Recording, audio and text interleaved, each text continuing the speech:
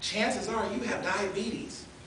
And that doctor will then instruct you in how to negotiate your life from that point on. And you have a choice to listen to him or not. You can say, oh, he doesn't know what he's talking about, I'm going to be fine. Or you can heed what he says. Does he have power over you? Would you call that a power play, a power position? You have a choice. He's only empowered as much as you're going to follow. As much as you're going to follow. But yet still he is a doctor and he was supposed to go to school and learn some things, so he has to have shown you some level of competence so that you could look and trust in what he was saying. You trust him because, hey, other than the things on his wall, other than the fact that MD's after his name, he's done something if you have hopefully a primary doctor.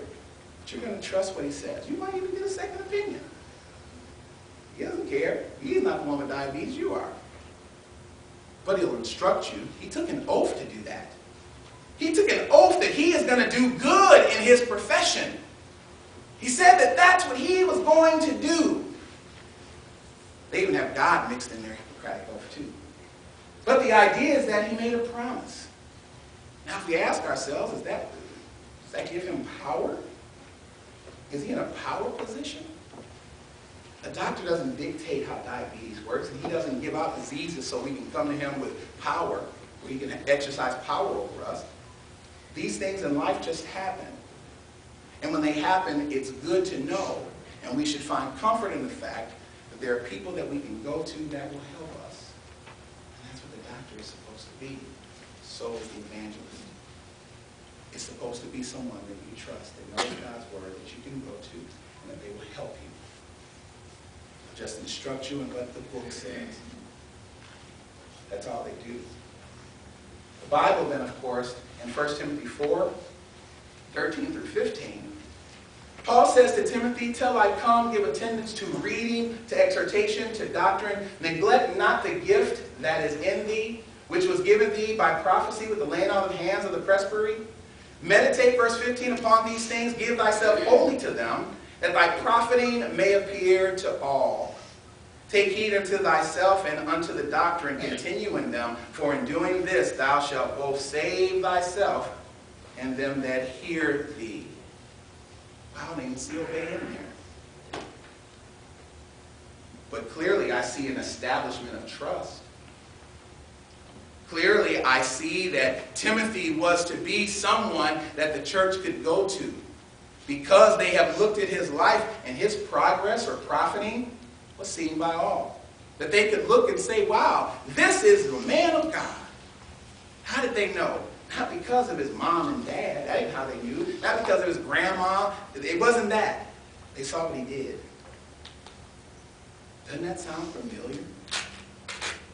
See, there's such a consistency in God's economy. Remember Jesus saying you'll know them how? Fruit they bear.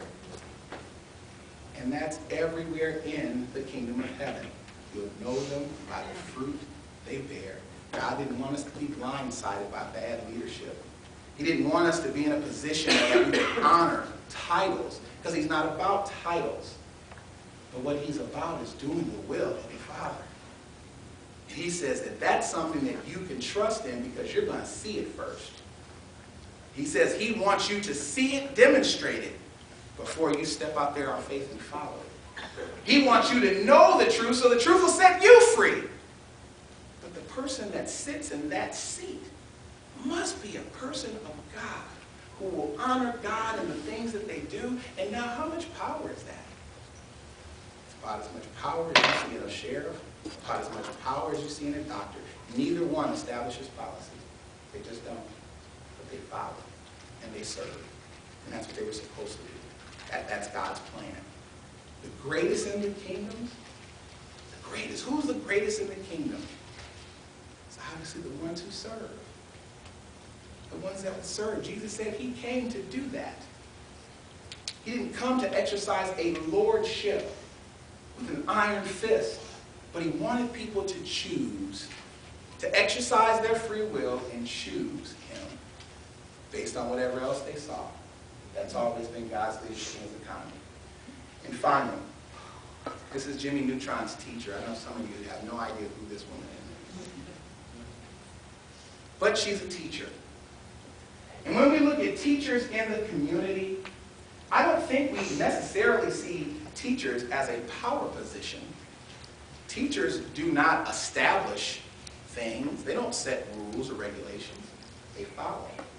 They, once again, have been given instruction, and they follow. And they teach. They have guidelines, strict guidelines that they have to follow. And they've been placed in a position to do that. Again, the position is so important.